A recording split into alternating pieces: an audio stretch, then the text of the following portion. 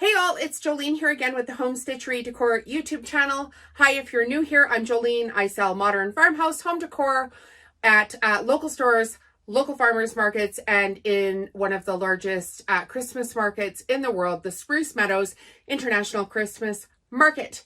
And so today I want to talk to you guys about something that's come up for business where people come to me and ask me questions all the time, and then I try to cover off the questions in my YouTube videos.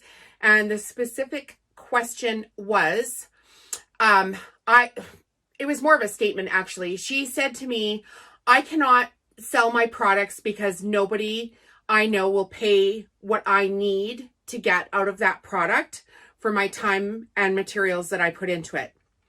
And I looked at this lady and I said to her, I'm going to make you a YouTube video, but I'm going to give you the simple answer to your problem right now, is that the people that you are trying to sell to are not the people that you need to be selling that product to. So she had a really good product. It was pretty high quality. She was making a repeatable product, but then she was going to what I would say are low-end markets and trying to sell that product, and people were just not buying what she put on the table, right? So I hear this all the time, and I see it on Facebook groups, and I see it on Etsy forums, and I see it at the local markets whenever I'm there. It's just, people stomping their feet and huffing and puffing. Oh, these people suck, and nobody wants to pay what anything's worth anymore. And, it just goes on and on. So the simple solution to that is, if you are at a place where your product is not selling, then either you need to look at your product and you need to look at the quality of your product, or you need to look at the person that you're selling it for. So when I started my business, I started out wanting to sell to a higher end customer. And I'm not sure where I learned that. I was probably in a podcast while I was laying in bed recovering from my stomach tumor, which is a big, long story if you haven't heard that. But I was laying in bed listening to, all these business people and specifically talking about how to start a business. But typically when people tell you how to start a business, if they're any good at business, they don't tell you to start with the product. They tell you to start with the person that you want to sell your product to. So you need to write down an avatar of that person. So you want to be like, okay, this person lives in this community. This person has this postal code, which is, they make more money in that community, and that's how they afford their houses. And this person likes to wear this style of clothes, and this person follows these kind of people on social media, and this person decorates their home in this fashion. And then you need to find a product that you want to sell to that exact person. So if you wanted to sell clothing, you're not going to sell Walmart clothing to somebody that shops at J. Crew. You're not going to sell, Louis Vuitton purses to somebody that's, shopping at Target. Not that there's anything wrong with Target. I'm not trying to dish them. I'm just saying there's a level of customer that you want to get to. And I highly recommend you skip all the stuff down here and just go for the highest end customer that you want to sell to. So even when you first start making your product, this is a great example of how I did this. So I'll give you actually two examples. Where is one here? Let me just grab a cloth. So I sit around and I crochet dishcloths all the time when we are still. So that means like if we're driving in our truck to go camping, or I'm sitting around at a campsite, or I'm sitting around watching television for a few minutes, I like to have my hands busy. So I used to make these dishcloths, and they didn't have any, ribbing around the edges. They weren't all standard size. And I would put them in a bin just like this, stuffed into a bin. So people were constantly pulling them about, willy-nilly. And I was charging $5 a dishcloth for them. And I was like, first of all, I don't even really want to make these dishcloths. I'm pretty sure I gave myself some version of carpal tunnel last year trying to make as many as I did.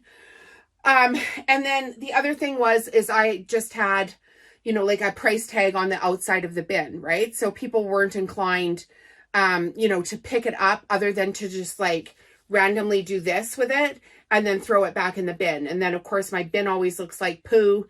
And, the next customer that comes up to the bin the psychological response to that is, oh my goodness, that bin looks like poo. Therefore, through a process of elimination, the thing in that bin must be poo. And then they continue the process of just like tossing things willy-nilly. And then if they did buy one, they were like, I can't believe this is $5. Really? I can't believe this is $5. The girl over there is selling the dishcloths and she's selling them 3 for $10.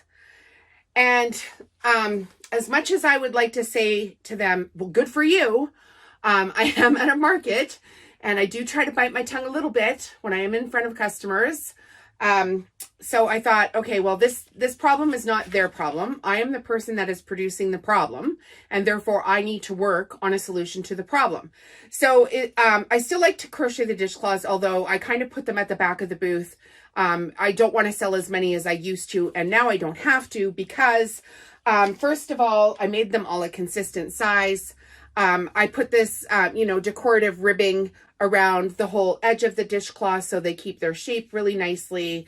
I bought more attractive colors of the yarn that all mix and match with the products that I have, that kind of stuff. And then instead of having just a random price tag on the outside of the bin, I created these wraparound wrappers for my dishcloths that clearly state dishcloths. They've got my logo on them. They're 100% cotton. They're handmade.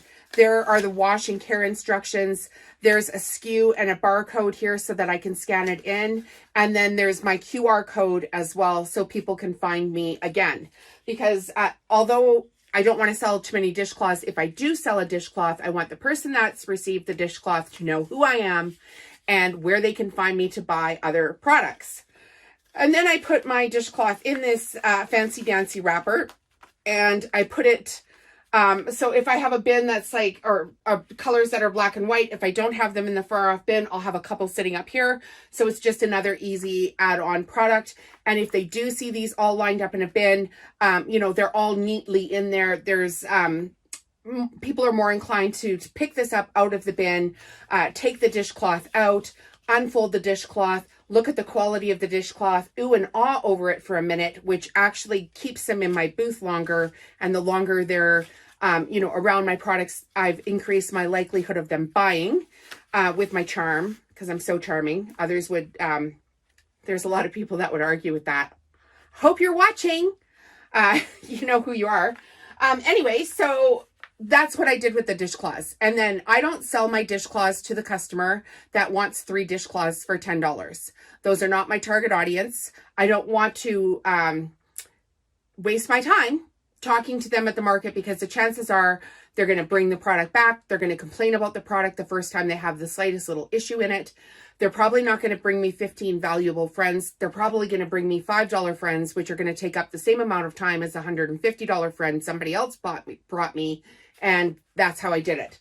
Okay, so I worked on my product first. Now, this is a lesson that I learned from my next product where I did something similar, but instead of starting with the struggle, I started at the end and I worked my way back, which is why I'm telling you to pick the person that you want to sell to first and work your way back with the product because it will go much easier.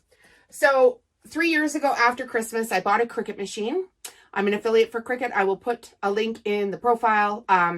It's in my profiles on everything, but a link in the video description as well. And then I sell all my products on Shopify. I will put a QR code here for Shopify. If you want to sign up for your own store and you feel like supporting my channel, you can purchase things through the links.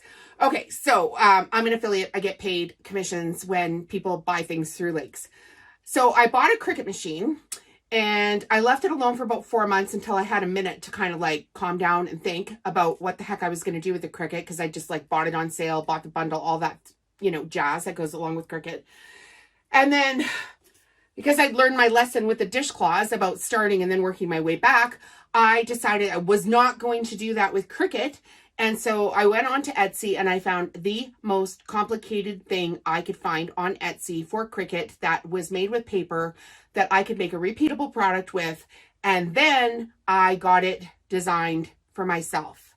So all of the designs that you see on Home Stitchery Decor, those are downloadable designs that you can purchase for personal use only. And you can't resell the files. Please don't do that. I'm not very nice when it comes to that. But I started with, they're all 5 to 7 layers of designs. It took about 6 entire months to get a design that worked perfectly, and went back and forth with the designer that helped me out with it, because I actually hired a professional to help me out with it. Like, I came up with the initial concept of it, and then we went back and forth. And now when I go to sell a Cricut design file, instead of starting out with something that's just like my dog's name on a water bowl, which pretty much anybody can do, like that's entry level.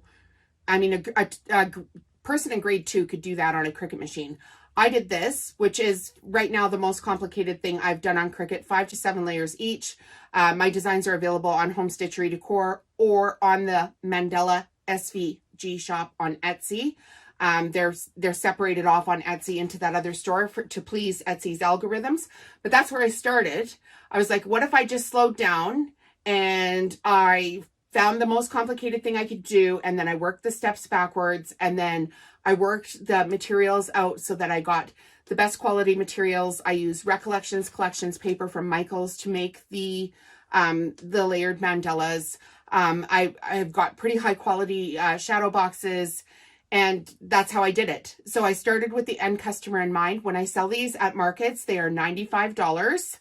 And there's the pricing on it right there, $95. It's always on the back. I highly recommend getting a rubber stamp too if you're going to do something like this with your logo on it.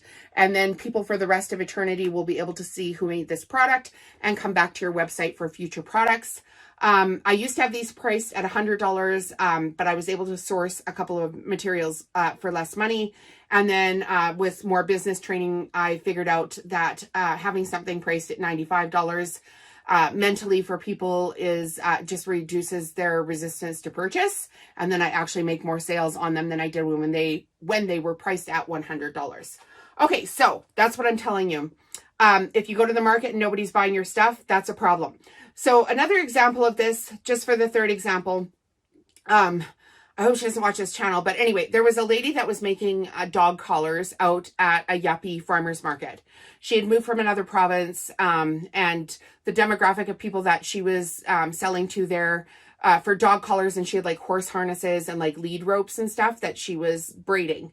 And so she came to this yuppie farmer's market, and then she spent the whole day next to me moaning and groaning about how terrible this market was and how terrible the customers were, and this was a crappy market and nobody bought anything. And in the meantime, I was killing it with my higher end modern farmhouse home decor products. So I said to her, if you already have the skills to make that product and you want to be at this market, which she had paid for the summer, I said to her, why don't you translate that into making like macrame plant hangers or macrame shelf hangers, or like macrame, the things you hang in the corner in a kid's room that are like those big oversized basket things that they can put their stuffies in. And that would be more suitable to this demographic at the market. Well, she was hearing none of it. And it went on, and now she doesn't come to that market. So, I mean, just case in point, it's all about your attitude. Start with your customer, work your way back. I promise you, you will get better results. Have a great day. See you in the next video.